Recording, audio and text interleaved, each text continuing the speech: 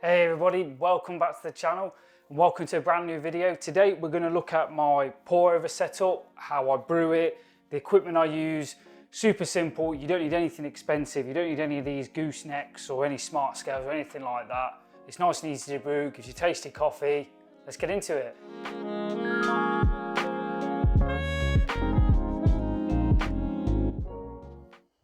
So first things first, let me talk you through my setup. So coffee, we're going to be using a natural Indonesian from Django up in Manchester. So we've got Parma Violet, grapefruit and mango flavour. Cup is for just dosing the coffee into. You don't need anything special, it's just an Acme cup. Not neutral as a serving cup. Spritzer water, WDT. Coffee scale, we've got the Acaia Luna. Not great for pour over, I will say, you'll see that in a minute, but fantastic scale nevertheless. Oria V3 Brewer, this was a limited edition one they did. I think it's basically one where it's not quite clear, there was some defects, so they found a process to basically make it frosty and sell them. So I like that, means no waste. Kalita 185 papers, spoon, just to make a divot and any stirring you want to do.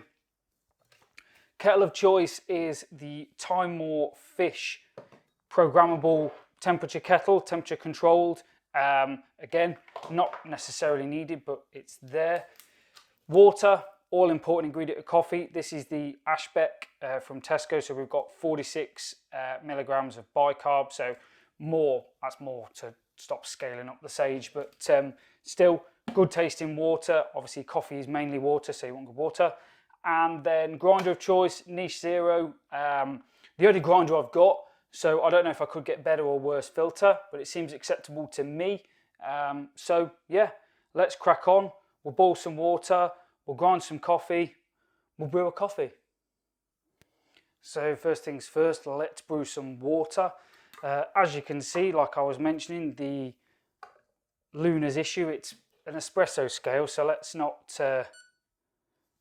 hate on it because it's a fantastic scale, but really for this it's not great. So the recipe I'm going to use is 250 grams out, 15 in, sorry, so a 16:1 style recipe. So with a bit of jiggery and a bit of pokery, we'll put in about 400.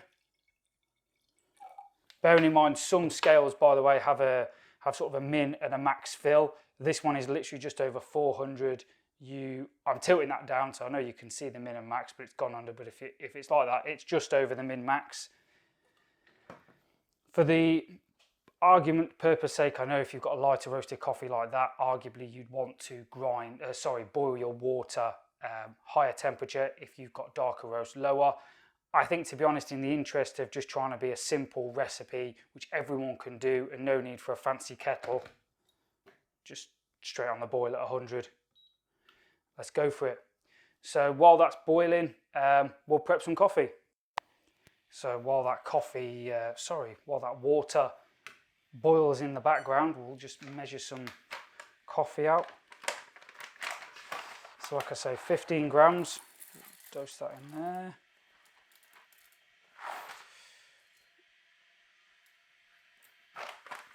.2 because the grinder will probably keep a gram or two back.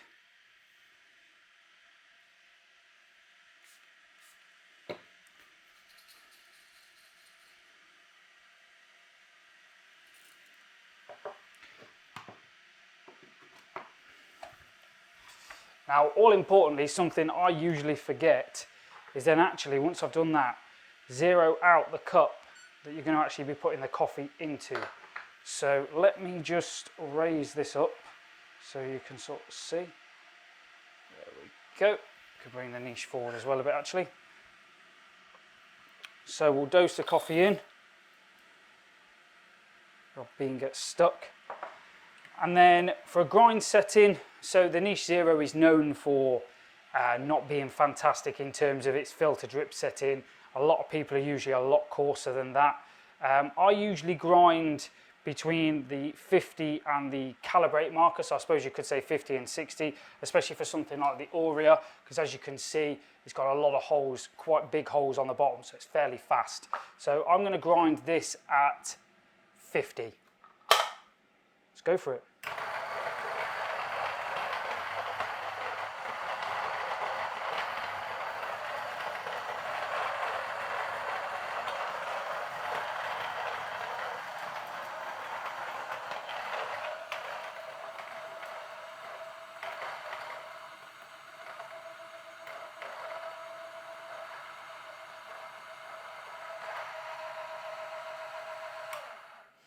there was a bean literally dancing around just under that disc. You probably couldn't see it, but anyway, what's that out? Can you see it on the screen? No, you can't, so let me move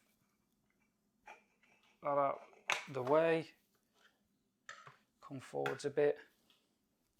15.1, so we can't argue with 15.1, can we? So, actually, one piece of kit which I haven't grabbed out, which I forgot to mention, is a carafe for the water. Ever prepared? Oh, and smashed. Again, like you can see, it's not good in terms of size on there. So let's put that on there. The water's just about on the boil, but we need to obviously wet that filter paper and also preheat the brew a little bit. So just before that boils, we'll let that empty and we'll just bin that. And we'll dose in our coffee and make a divot. So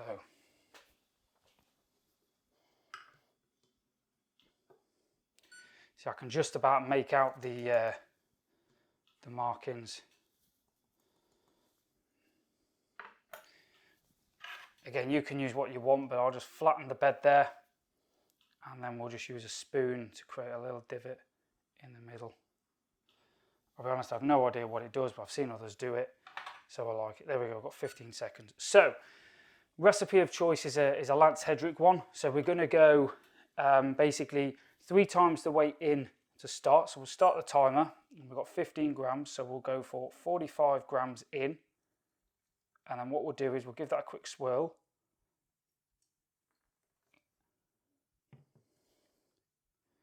While it blooms.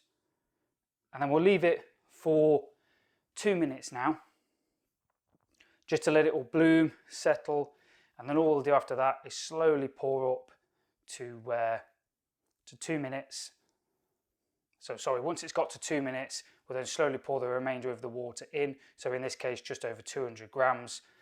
That should take about a minute or so. But we'll let this bloom, and I won't bore you to death watching it. And speeding it up in the edit, I thought I'd just turn the camera off. So we're at 1 minute 50 now. So what we're going to do is when we get to that 2 minute marker, I haven't put the water back on the boil, by the way. I'll just let that decrease. So I know from previous, it's probably at around 90-ish degrees now. So we'll just slowly pour, circular motion, nice and slowly. This is where a gooseneck style kettle really helps you. It helps you control the flow. But as I say, it's not necessary. If you've only got a normal kettle, then absolutely crack on and use that.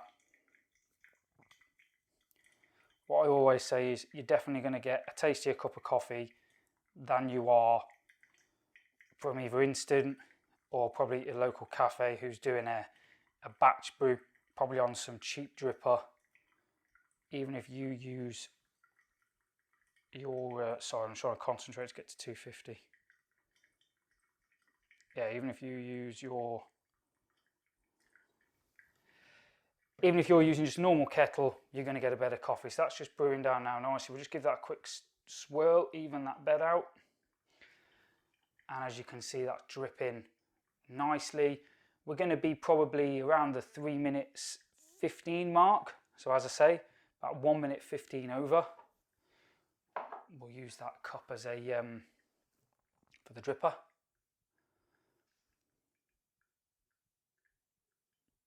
That's about there. So 3 minutes 18, and as you can see, the bed is fairly flat there. There's a bit of rise up the side. I have to say I'm not a master of pour over, so it's probably to do with that. So we can get rid of the scale, get rid of all that out of the way. Let's pour a cup, let it cool for a second, and give it a taste. So first things first, just let the coffee cool. It's probably been cooling now for about 5 or 10 minutes or so. So yeah, it smells like coffee.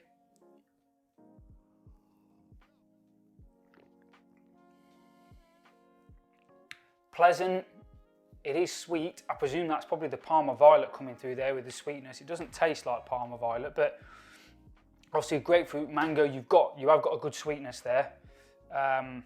Obviously there's not much clarity, there's not much acidity. I think the odd fines master there is muting that.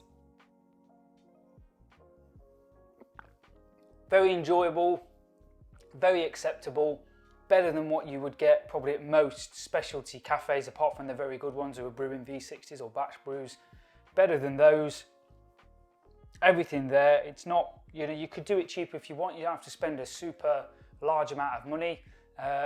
Although I'm more an espresso focused coffee person, you know, I do find that Pourover, while it's quite a lot of work to get out compared to the espresso machine, in my opinion, you know, it's enjoyable sometimes to just get a nice cup of coffee that you can sit and enjoy, maybe while reading the paper or doing a crossword, building some Lego, whatever you like to do in your spare time. But as ever, thanks for watching, guys. Hope you found this video useful. If you've got any tips or tricks for me, or there's anything you'd like me to cover on the channel, please let me know. As ever, like and subscribe, it's greatly appreciated. Slowly building, so that's excellent. I love it. I love when people watch the videos, people subscribe. Makes me want to do more videos. Hope you have a great day, and I'll catch you in the next one.